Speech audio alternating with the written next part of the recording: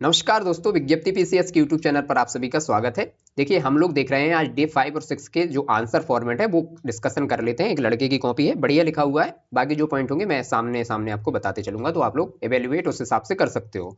अब देखिए, सबसे पहले तो क्वेश्चन पढ़ लेते हैं और आप लोग लगातार लिखते रहिएगा। जो लिख रहे हैं ना, फ्री आंसर राइटिंग है ये, जो भी लिख रहे हैं उनकी कॉपी मिलते जा रही है धीरे धीरे चेक होके। जिनकी नहीं मिली वो भी घबराइए नहीं, लिखते रहिएगा, एवेल्युएट होकर कॉपी बहुत जल्द आपको मिल जाएंगी। ठीक है, तो देख लेते हैं, हम लोग क्वेश्चन पढ़ लेते हैं। भारत के स्वतंत्रता संग्राम में अशफाक उल्ला खान की भूमिका पर चर्चा कीजिए। ठीक है, अशफाक उल्ला खान की चर्चा की बात हो रही है।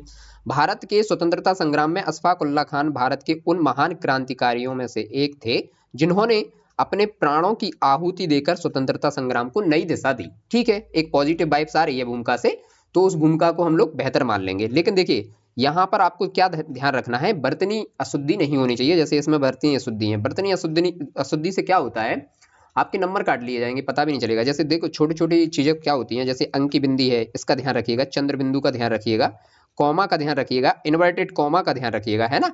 इस टाइप की सारी चीजें आप लोगों को देख के रखनी है। ठीक, फिर देखिए यहाँ पर दिया हुआ है कि उत्तर प्रदेश के शाहजहांपुर में 22 अक्टूबर 1900 को जन्मे, बचपन से देशभक्ति की भावना थी। तो देखिए, आप लोग जन्म को लेकर उतना सा सन वन लेकर उतना परेशान नहीं रहिएगा। तो आप सन का नहीं लिख सकते हैं, ये अच्छी मतलब नहीं है, उसकी जगह और कोई पॉइंट आप डाल सकते हो। और ये मैप बहुत अच्छा बनाया हुआ है, यहाँ पर छोटा सा मैप आप उत्तर प्रदेश का, और वहां पर शाहजहांपुर दर्शा दिया है, तो ठीक है ये भी। वे प्रारंभ में राम प्रसाद बिस्मिल जैसे क्रांतिकारियों से प्रभावित थे। तो ठीक है, ये पॉइंट ठीक है। और देखिए, बिस्मिल गलत लिखा हुआ है यहाँ पर, वाह ये वाला आता है, तो आप ध्यान रखिएगा, वर्तनी अशुद्धि का विशेष फोकस रखना है। क्रांतिकारी गतिविधियां, तो देखिए क्रांतिकारी गतिविधियां क्या थी, एचआरए में सक्रिय सदस्य थे जी। एचआरए मतलब हिंदुस्तान रिपब्लिकन एसोसिएशन। ठीक, काकोरी कांड में भी ये शामिल थे। काकोरी कांड के बाद गिरफ्तारी हुई। और अगर देखा जाए तो ये भी लिख सकते थे यहाँ पर कि ये युवाओं के लिए प्रेरणा स्रोत थे। ठीक है ना, एक एक पॉइंट आप बेहतर लिखेंगे तो आपको बेहतर नंबर मिल जाएंगे। तो यहाँ पर हम लोग लिख सकते थे कि युवाओं के लिए ये प्रेरणा स्रोत थे। ठीक, तो आप देखिए यहाँ पर डिटेल्स में देख लेते हैं, वही के वही पॉइंट यहाँ पर डिटेल्स में इन्होंने लिख दिए हैं। चाहते तो यहाँ पर अलग से पॉइंट लिख सकते थे। देखिए, जैसे एचआरए, हिंदुस्तान रिपब्लिकन एसोसिएशन सशस्त्र क्रांति के माध्यम से ब्रिटिश शासन को उखाड़ फेंकने का लक्ष्य रखता था। बिल्कुल ठीक बात है। काकोरी कांड ने सरकारी खजाने से स्वतंत्रता संग्राम की गतिविधियां चलती रहीं, इसी उद्देश्य से किया था, ये भी बात ठीक है। एक वर्ष तक बचने के बाद दिल्ली में परिचित के पास शरण लेने के परंतु उसी के विश्वासघात से गिरफ्तार कर लिया गया। किसको, अशफाकुल्लाह खां को। अब इनके बलिदान की बात कर लेते हैं, न्यायिक प्रक्रिया और जो बलिदान है उसमें क्या क्या पॉइंट है। तो देशद्रोह और डकैती का मुकदमा हुआ, फांसी की सजा सुनाई गई, गोरखपुर जेल में इनको फांसी हुई। उन्होंने कहा, एक गम की है कि देश आजाद होते नहीं देख पाए, है ना। तो एक कोट्स हो गया, तो कोट्स को थोड़ा सा आप कॉमा इन्वर्टेड कॉमा में रख दीजिएगा तो और अच्छा रहेगा। ठीक है, तो ये ठीक है, अच्छे पॉइंट है। फिर योगदान और महत्व की बात करें तो हिंदू मुस्लिम एकता का प्रतीक रहे हैं, युवाओं का प्रेरणा स्रोत रहे हैं। ये पॉइंट जो शुरू में डाला जा सकता था उसको उन्होंने लास्ट में रख दिया है। और क्रांतिकारी आंदोलन की गति दी, क्रांतिकारी जो आंदोलन हुए उनको गति दी। ठीक है, फिर कंक्लूड कैसे किया है इन्होंने, भारत के वीर सपूत बलिदानी और अमर क्रांतिकारी थे, उनका जीवन हमें सिखाता है कि धर्म जाति संप्रदाय से ऊपर उठकर देश की स्वतंत्रता सर्वोच्च परी है। तो ये निष्कर्ष भी बेहतर है। ठीक है ना, तो यहाँ पर ये कह सकते हैं कि ये एक अच्छा फॉर्मेट था, तो आप लोग इनको देख लीजिएगा। बस ये पॉइंट जो बड़े रखे हैं ना, इनको छोटे रखिएगा तो शब्द सीमा आपकी ठीक आ जाएगी। शब्द सीमा का ध्यान रखना है क्योंकि ये 125 में है, और यहाँ पर देखिए ये लास्ट तक जा रहा है 200, मतलब कह सकते हैं 2 पेज तक कंप्लीट जा रहा है। ये 1.5 पेज में खत्म करने की कोशिश कीजिएगा।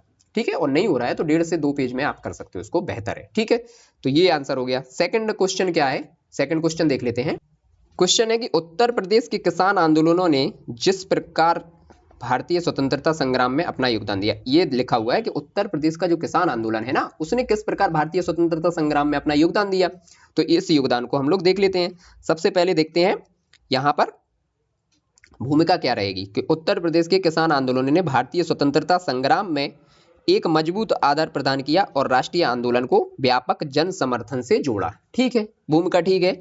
आप इसको ऐसे भी लिख सकते थे इसकी जगह कि उत्तर प्रदेश के किसान आंदोलन भारतीय स्वतंत्रता संग्राम का महत्वपूर्ण हिस्सा था, और जिससे किसानों ने मुख्यतः ब्रिटिश सरकार और जमींदारी प्रथा के खिलाफ संघर्ष किया। ठीक है, जमींदारी प्रथा के भी खिलाफ किया था, तो वो भी हम लोग इधर दर्शा सकते थे, लेकिन ये भी ठीक है, भूमिका में कोई दिक्कत नहीं है।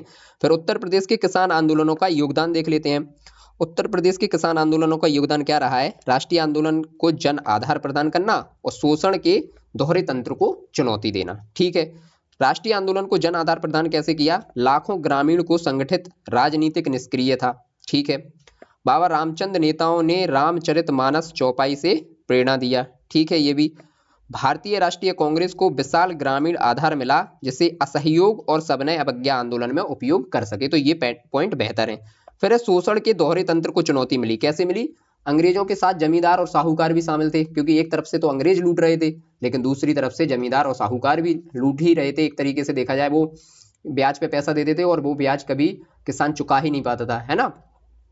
फिर है अत्यधिक लगान की बात हो रही थी, यहाँ पर अत्यधिक लगान वसूला जा रहा था और बेगार अवैध उपकर के खिलाफ भी अब आवाज उठाई जाने लगी थी। ठीक, साम्राज्यवादी सामंती गठबंधन को निशाना बनाया जाने लगा था। ठीक, तो ये आप लोग पॉइंट लिख सकते हैं इसमें।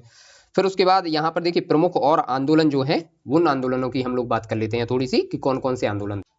तो वो कौन कौन से आंदोलन थे? अवध किसान आंदोलन। एक तो अवध किसान का जो आंदोलन हुआ था वो हुआ था 1920 से 22 तक। उत्तर प्रदेश की किसान सभा 1918 में। ठीक, और एका आंदोलन हुआ था 21 से 22 तक और अखिल भारतीय किसान सभा हुई थी 1936 में। तो अब इनको वन बाई वन देख लेते हैं कि इनके अंदर क्या क्या लिख सकते हैं हम लोग। देखिए सबसे पहले देख लेते हैं उत्तर प्रदेश किसान सभा जो कि 1918 में बनी थी। नेतृत्व कौन कर रहे थे? गौरी शंकर, इंद्र नारायण और मदन मोहन मालवीय भी कर रहे थे यहाँ पर। ठीक है, और योगदान क्या था इनका? किसान को संगठित पहला संगठन था, किसानों से संबंधित जो था किसानों को संगठित करने का ये पहला संगठन था उत्तर प्रदेश किसान सभा, और जवाहरलाल नेहरू जैसे नेताओं को भी जोड़ा गया था इसमें। ठीक है, तो ये बेहतर है। फिर इसके बाद देख लेते हैं दूसरा था अखिल भारतीय किसान सभा 1936। ठीक, और इससे पहले था अवध किसान सभा आंदोलन। तो अवध किसान सभा आंदोलन कब था? 1921 से 22। नेतृत्व कौन कर रहे थे? बाबा रामचंद्र। इसका महत्व क्या था कि लगान में वृद्धि के बेदखली के खिलाफ ये किया जा रहा था। लगान में बहुत ज्यादा वृद्धि हो गई थी तो उसकी बेदखली के खिलाफ इसको किया जा रहा था। बेदखली के खिलाफ असहयोग आंदोलन से जुड़ा और उसे बल दिया। ठीक है, अच्छा था ये। एक आंदोलन 1921 से 22 तक क्या था? नेतृत्व कौन? मदारी पासी कर रहे थे, जिनके बारे में आप लोगों ने ठीक ठाक पढ़ा होगा। हरदोई वाले एरिया में ये थे और बहराइच वाले एरिया में। ठीक है, तो धीरे धीरे जितने भी एरिया है वो तो हम लोग सारे के सारे देख ही लेंगे, है ना। तो ये महत्व क्या था इनका? लगान वृद्धि के विरोध में हरदोई, बहराइच और सीतापुर में चलाया गया था ये जो एका आंदोलन है। तो ये आप लोग क्षेत्र यहाँ के यहाँ दर्शा दीजिए। तो ठीक है, ये भी बेहतर है। इसमें दिखाया गया कि निम्न जाति के जो छोटी जाति के किसान हैं वो भी लड़ सकते हैं। फिर अखिल भारतीय किसान सभा को देख लेते हैं। स्वामी सहजानंद सरस्वती के नेतृत्व में ये हुआ था। राष्ट्रीय स्तर पर किसान मांगों को लाया और जमींदारी उन्मूलन एजेंडा में शामिल किया गया। ठीक है, फिर कंक्लूड कर लेते हैं। कंक्लूजन कैसे लिखना है कि उत्तर प्रदेश में किसान आंदोलन ने स्वतंत्रता संग्राम को आर्थिक सामाजिक न्याय की विचारधारा से जोड़ा और उसे कुलीन वर्ग का संघर्ष न रहने देकर जन आंदोलन में बदल दिया। तो निष्कर्ष भी बेहतर है। तो ये आंसर आप लोग इस तरीके से लिख सकते हैं। फिर ठीक है, डे 6 के क्वेश्चन देख लेते हैं और डे 6 के फिर आंसर फॉर्मेट भी देख लेते हैं, है ना। क्वेश्चन क्या है यहाँ पे? मौर्यकालीन स्थापत्य कला का विकास उत्तर प्रदेश को केंद्र में रखते हुए स्पष्ट करना है। 125 शब्द में, वही मतलब 8 नंबर में इसको स्पष्ट करना है। तो चलिए इसमें हम लोग थोड़ा सा पॉइंट देख लेते हैं और क्या देखते हैं। सबसे पहले भूमिका देखते हैं। भूमिका आपको 15 से 20 शब्द में या फिर 20 से 25 शब्द में आपको हर हाल में खत्म करनी है। ठीक है, उत्तर प्रदेश मौर्यकालीन स्थापत्य कला का एक प्रमुख केंद्र था जिसका चरम उत्कर्ष सम्राट अशोक के शासनकाल में हुआ।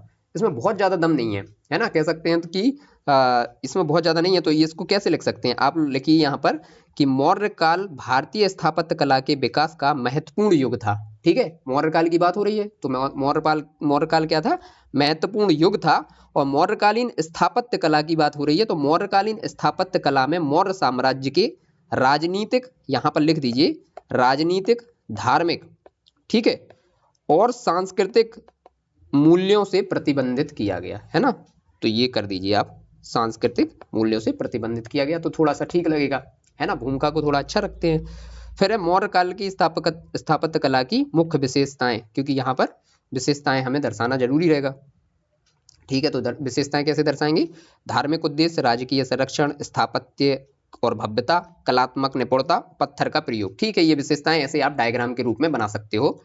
उत्तर प्रदेश में मौर्य स्थापत्य के प्रमुख उदाहरण क्या है? सारनाथ, कौशाम्बी, पाटलिपुत्र, लुम्बिनी। यहीं पर आप एक मैप बना सकते हो, जैसे देखिए इसमें बनाया भी गया है। ये मैप की सहायता से आप ये सारी पॉइंट ये जो जितने भी दिए हुए हैं ये सारे के सारे वहीं पर दर्शा दीजिएगा, तो ये बेहतर हो जाएगा। सारनाथ में क्या लिखा हुआ है, अब इनके बारे में स्पेशलिटी इनकी लिखी गई है, तो ये लिख दीजिएगा। सारनाथ अशोक कालीन का सर्वोच्च उदाहरण है, ठीक है।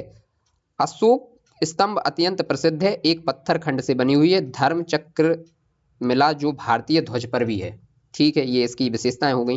कौशाम्बी की क्या है, धार्मिक प्रशासनिक केंद्र रहा है, अशोक के स्तंभ पर स्थापित किया गया है, ठीक।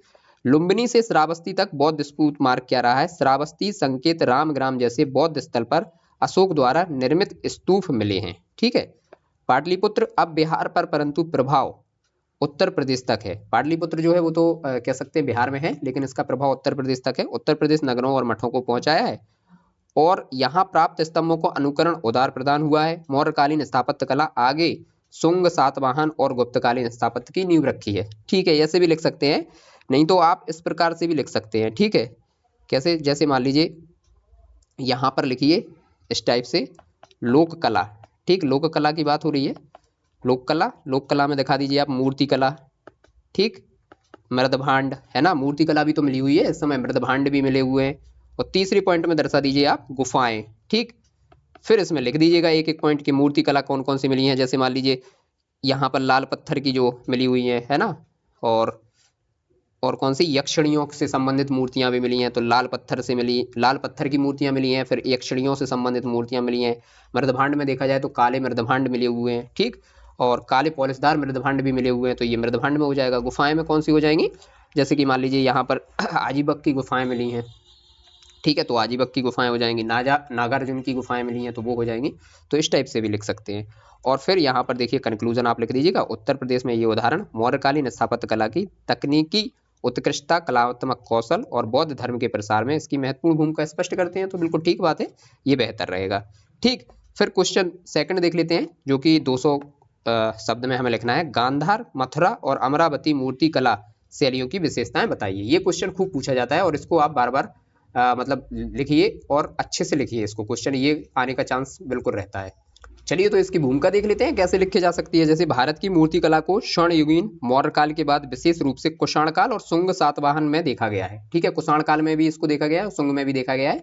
ये कह सकते हैं कि ठीक है, भूमिका ठीक है। इसको ऐसे भी लिखा जा सकता है, जैसे प्राचीन काल से आप जोड़ सकते थे तो लिख सकते थे कि प्राचीन भारतीय सभ्यता की मूर्ति कला में मथुरा, गांधार और हमारी कौन सी शैली, अमरावती शैली से प्रसिद्ध है। ये तीनों शैलियां ठीक है, कह सकते हैं ये ठीक है। भारत की मूर्ति कला का स्वर्ण युग मौर्य काल के बाद विशेष रूप से कुषाण काल और शुंग काल सातवाहन में देखा गया है, ठीक है। ये भूमिका, इस समय भारत की 3 प्रमुख मूर्ति कला विकसित हुई है, कौन कौन सी, गांधार, मथुरा और अमरावती शैली। तो ये पॉइंट लिखना बहुत जरूरी नहीं था, क्योंकि जब हम इन्हीं तीनों की बात कर रहे हैं। लेकिन हाँ, मैप अच्छा है, ये मैप ऐसे आप लोग भी दर्शाइएगा। जैसे देखिए स्पष्ट तरीके से दिखा दिया है, भारत का मैप है, फिर उसमें दिखा दिया एक जगह कि मथुरा शैली हो गई है, ये गांधार शैली ऊपर सबसे ऊपर गांधार शैली हो गई है, फिर ये मथुरा शैली हो गई है और यहाँ पर अमरावती शैली हो गई है। तो ये बेहतर रहेगा।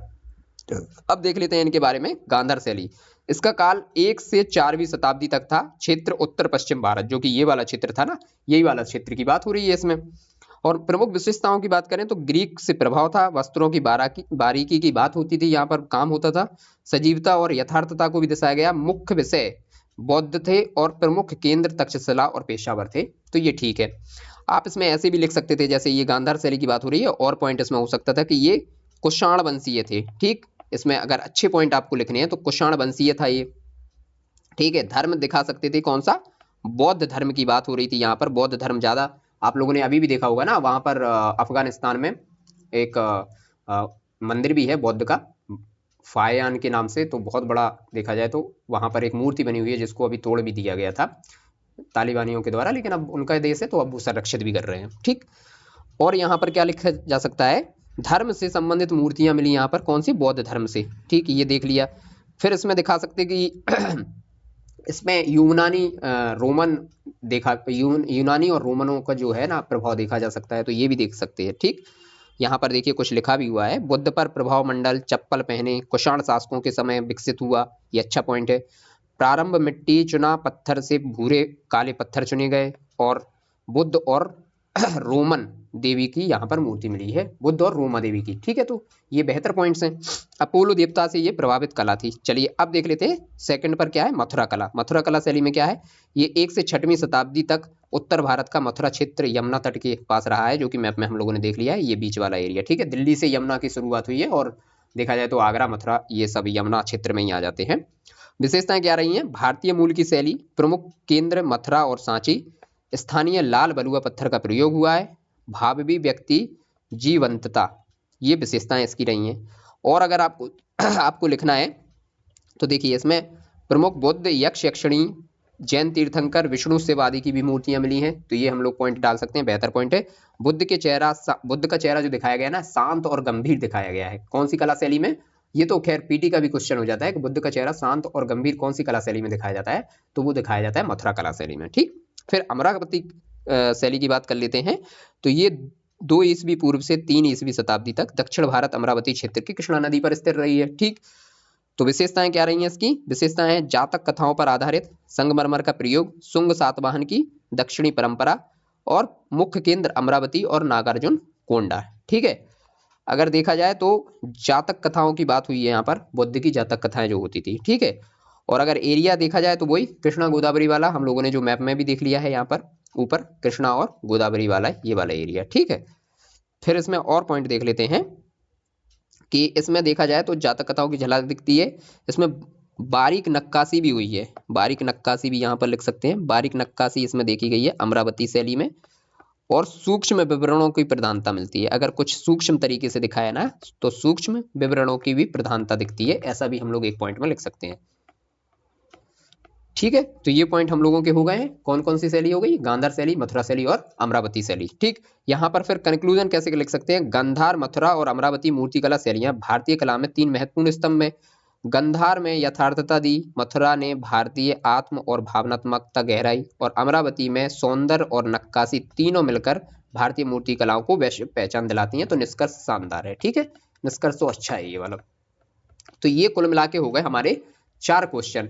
अब आप लोगों को क्या करना है कि ये समझते रहना है कि कैसे हमें आंसर राइटिंग करनी है, और आंसर राइटिंग को आप लोग लगातार करते रहिएगा। आप लोगों में से बहुत लोग लिख रहे हैं और लगातार जमा भी कर रहे हैं, और उन्हें एवेल्युएट होकर कॉपी मिल रही है। जिनकी नहीं मिली उनकी भी बहुत जल्दी मिल जाएंगी। तो आप लोग लगातार लिखते रहिएगा। धन्यवाद दोस्तों, इस क्लास को यहीं पर समाप्त करते हैं।